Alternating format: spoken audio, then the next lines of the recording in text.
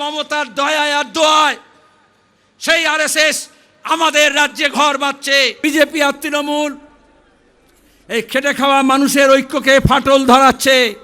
ওনারা নিজেরাই তো ওই আরএসএস বিজেপির এদের পেছন ধরে আছেন। বছর ঘুরলেই বিধানসভা নির্বাচন, তার আগে ব্রিগেড সমাবেশ থেকে রবিবার আরএসএস বিজেপি ও তৃণমূলকে এক সারিতে রেখে নিশানা করলেন মোহাম্মদ সেলিম। গুজরাটে যে গণহত্যা করেছে, আজকে মমতার দয়ায় আর দোয়ায় সেই আরএসএস আমাদের রাজ্যে ঘর বাঁধছে আর মানুষের ঘর ভাঙছে।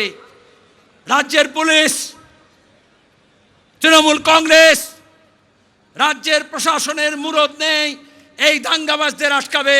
তার জন্য লাল ঝান্ডাকে মজবুত করতে হবে, ডান্ডাগুলোকে একটু মোটা করতে হবে। পাল্টা জবাব দিয়েছে তৃণমূল।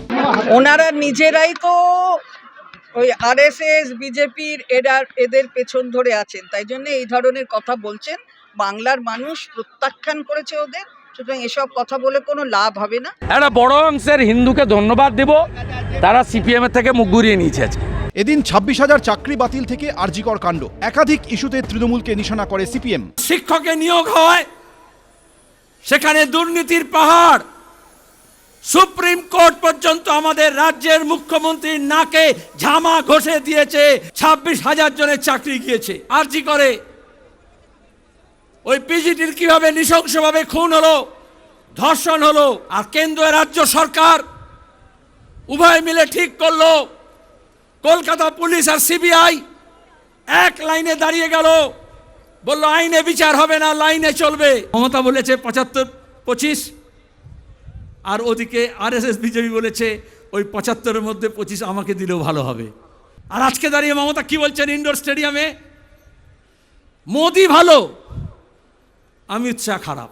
লিখে রাখুন 2026-এ বলবে অমিত শাহ ভালো, যোগী খারাপ। সিপিএমও তো একসময় কংগ্রেসকে খারাপ বলতো, তারপরে তাদেরই কোলে উঠে দোল খেয়েছে। সিপিএম তো একসময় শিবসেনাকে সাম্প্রদায়িক শক্তি বলতো। মমতা বন্দ্যোপাধ্যায় কোনোদিনই বলেননি নরেন্দ্র মোদী ভালো, অমিত শাহ খারাপ, অমিত শাহ ভালো, নরেন্দ্র মোদী খারাপ।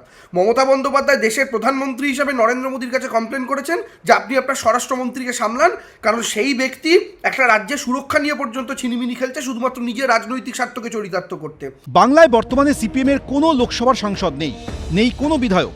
বিগত বেশ কয়েকটি লোকসভা ও বিধানসভা নির্বাচনে সিপিএমের ভোটের হার যেমন কমেছে, তেমনি 2014 লোকসভা ভোটের পর থেকে বাংলায় বিজেপির ভোটের হার ক্রমশ বেড়েছে। অন্যদিকে তৃণমূলের ভোটের হার তেমন কোনো হেরফের হয়নি। এই অবস্থায় সিপিএমের কাছে এখন বড় চ্যালেঞ্জ হলো নিজেদের ভোটারদের ধরে রাখা, এমনটাই মনে করছেন বিশেষজ্ঞদের একাংশ। যারা এই মুহূর্তে পশ্চিমবঙ্গে তৃতীয় স্থানে, কংগ্রেসের সঙ্গে জোট বেঁধেও তৃতীয় স্থানে, তারা চাইছেন যে তৃণমূল এবং বিজেপিকে একই বন্ধনীতে রেখে, একই ব্র্যাকেটের মধ্যে রাজনৈতিকভাবে রেখে, সেই জায়গার থেকে তারা চাইছেন যে সেই মানুষগুলি, নিম্নবিত্ত মানুষগুলি যেন তাদের কথা শোনে। সেই জায়গার থেকেই হয়তো এই আরএসএসের প্রতি এবার মোহাম্মদ সেলিমের তীক্ষ্ণ আক্রমণ। 26-এর বিধানসভা ভোটে সিপিএম শূন্য কাটিয়ে খাতা খুলতে পারে কিনা সেটাই দেখার। উজ্জ্বল মুখোপাধ্যায়, সুদীপ্ত আচার্য, অরিত্রিক ভট্টাচার্য, এবিপি আনন্দ।